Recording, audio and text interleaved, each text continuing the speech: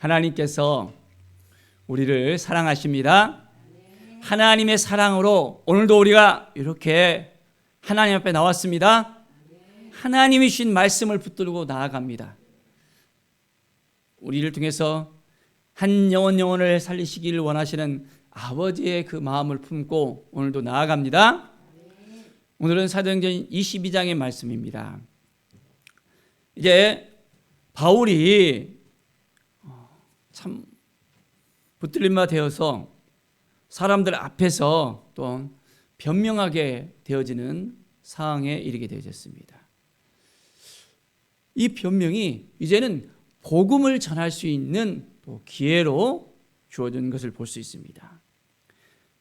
그가 히브리 말로 말했습니다. 조용히 그들이 또한 함께합니다. 나는 유대인으로 했습니다. 사도 바울은 그가 누구인지에 대해서 또한 왜 그의 삶이 변화가 되어야 되는지에 대해서 구체적으로 말합니다.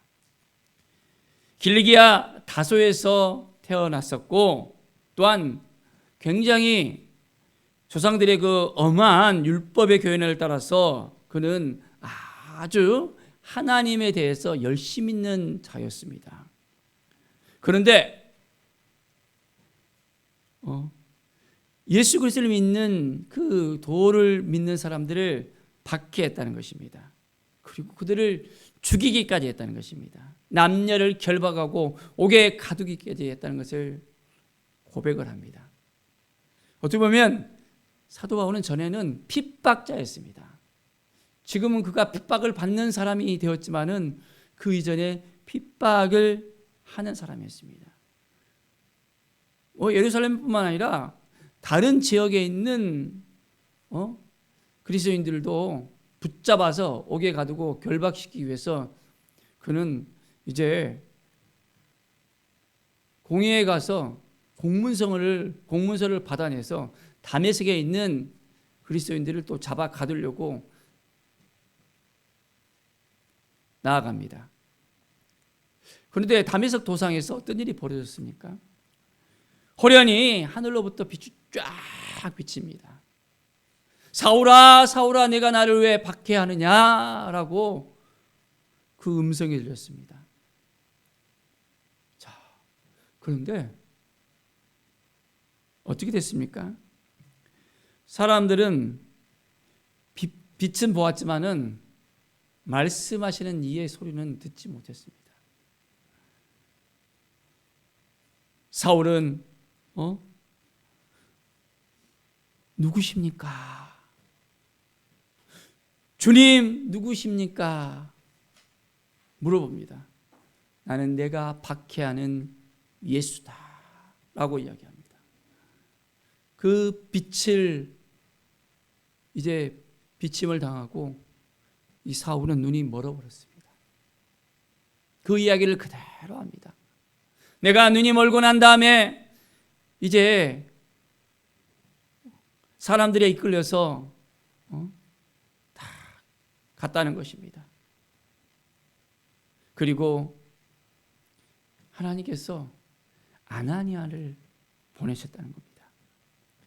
아주 경건한 자였고 유대인들에게 칭찬을 받는 사람을 보내서 하나님께서 이 아나니아를 통해서 사울의 이 감겨진 눈을 탁 이제는 보게 합니다. 사울은 그의 그 모든 것을 깨닫게 되어집니다. 세례를 받고 그 모든 죄를 회개합니다. 이제부터 시작해서 그의 삶은 완전히 변화가 되어지고 핍박자에서 이제는 온전히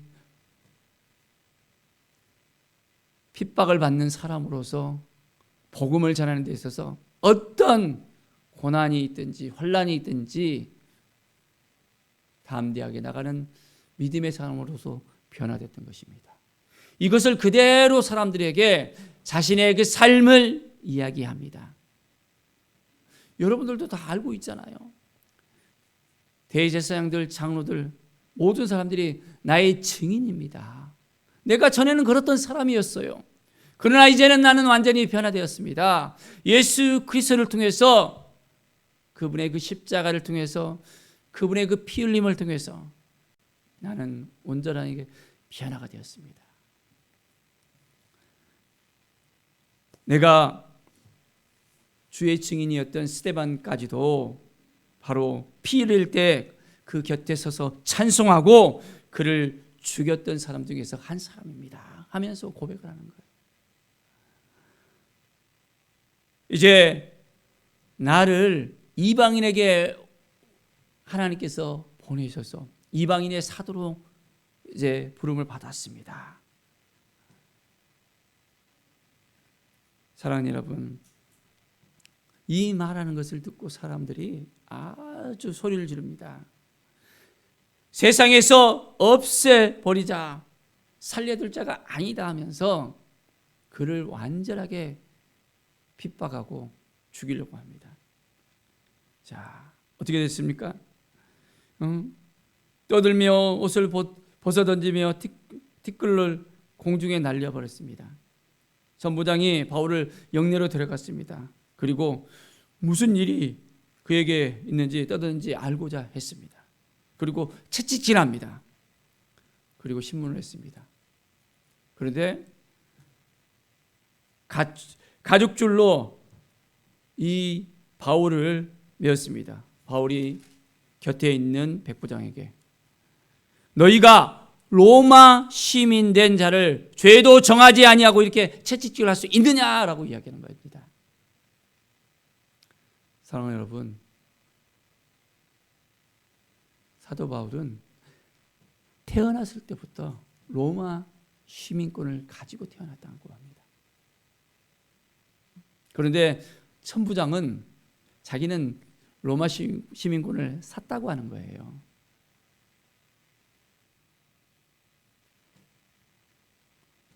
로마 시민은 함부로 죄를 정할 수가 없었거든요.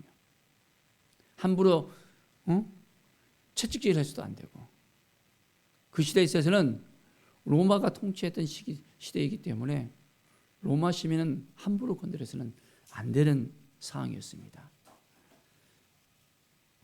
자, 그래서 그 이야기를 듣고 난 다음에 그 결박한 것 때문에 두려워하는 것을 볼 수 있습니다.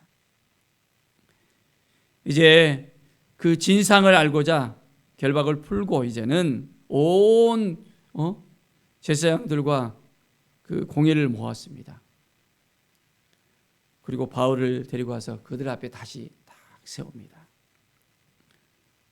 하나님께서 복음의 문을 열어주시고 그들에게 전할 수 있는 그 기회를 또 주십니다. 하나님은 항상 그 사명을 주시고 그 사명을 감당할 수 있도록 하나님께서는 역사하십니다.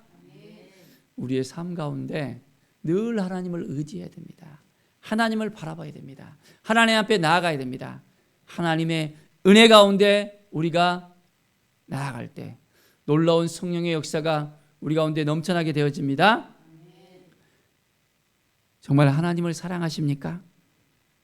하나님께 주신 마음을 지키고 살아갈 수 있겠습니까? 사도 바울은 그의 삶이 이제는 예수님을 만난 이후로부터 완전히 바꿔졌습니다. 예수님을 만나면 삶이 변화될 수밖에 없습니다. 그 안에 있는 모든 어둠이 떠나갈 수밖에 없습니다.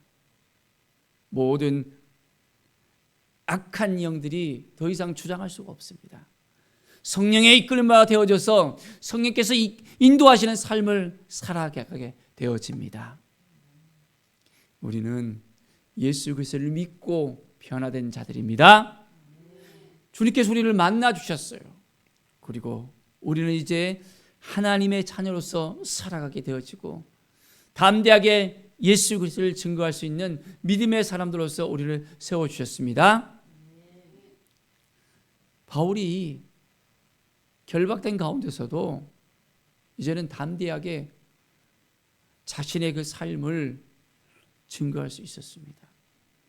내가 예수님을 만났습니다라고 고백할 수 있었습니다.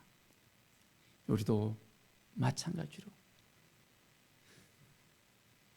하나님께서 환경을 열어주시면, 그 자리를 만들어주시면 담대하게 우리도 하나님이 나를 만나주셨습니다, 나를 변화시켰습니다, 나는 하나님의 자녀가 되었습니다, 예수 그리스도의 보혈로 우리는 온전하게 씻음을 받을 수 있습니다 라고 고백하며 복음을 증거할 수 있는 믿음의 삶을 살아가야 됩니다. 하나님은 우리 한 사람 한 사람을 통해서 오늘도 행하십니다. 우리에게 하나님은 늘 기회를 주십니다. 그 영혼을 만날 수 있고 그 영혼들에게 하나님의 사랑을 증거할 수 있도록 하나님은 우리에게 놀라운 은혜를 부어주십니다. 오늘도 한 걸음 한 걸음 하나님 앞에 더 가까이 나가서 예수 그리스도와 더불어서 오늘도 우리가 온전하게 믿음으로 살아가는 귀한 날, 하나님의 사랑을 전하는 날, 주님과 동행하며 하나님의 영광을 온전히 드려드리는 귀한 우리의 삶이 되어지기를 간절히 축원드립니다. 기도하겠습니다. 하나님 아버지 감사합니다. 하나님이 우리와 함께 하심을 믿습니다. 하나님이 우리를 도와주시고 우리를 새롭게 하시고 복음의 증인으로서 세워주시니 감사합니다. 하나님, 바울이 변화되었던 것처럼 우리의 삶이 변화되게 하시고 담대하게 주님을 증거할 수 있도록 인도하여 주시옵소서. 우리를 통해서 행하시는 하나님을 찬양합니다. 오늘도 우리의 삶을 인도하여 주시고 도와주시옵소서. 주께 모든 영광 드리며 예수 그리스도의 이름으로 기도드립니다. 아멘.